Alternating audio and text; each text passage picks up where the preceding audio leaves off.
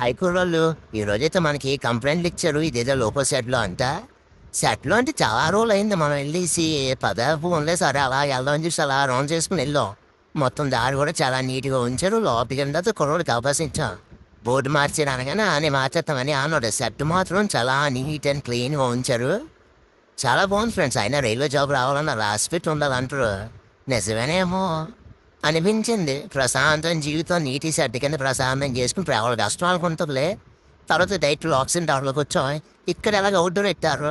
అది నాకు అర్థం లేదు. స్పాన్ ఎలా తిరిగిందో కూడా నాకు అర్థం లేదు ఫ్రెండ్స్. అక్కడికి ఎలాగో అలా సెట్ చేసి కూర్చోబెట్టారు. పాపం అనకూడదులే, ఎందుకంటే అక్కడ స్పేస్ కూడా లేదు. 29వ ఫ్లోర్. ఎక్కడి కింద నుంచి పై వరకు చూసాను అలాగా. వ్యూ కూడా చాలా బాగుంది. అక్కడ అలాగే ఇట్టారు కానీ హ్యాట్సప్ చెప్పాలి, మన కూడా ఇట్టారు. కాకపోతే స్పాన్ టైట్ కరెక్ట్గా అవ్వలేదు. అందుకని చెప్పి ఆఫీస్కి డైరెక్ట్గా లీక్ వస్తుంది. ఎందుకంటే బయటకు వస్తే తావు ఇది ఒకటే ఉంటుంది. మళ్ళీ అవుట్డోర్ పోయి అక్కడ ఒక స్టాండర్స్ పెట్టడానికి అవ్వలేదు. మొత్తం ఐస్పోర్ట్ అవుట్డోర్ ఫ్లేర్ నట్టు మొత్తం. దీనికి ఏమో చెప్పు ఆఫీస్లో ముందు టైట్ చేసి ఎలా నైట్ రోజు ఇద్దామండి, తర్వాత చూద్దాం అని చెప్పి.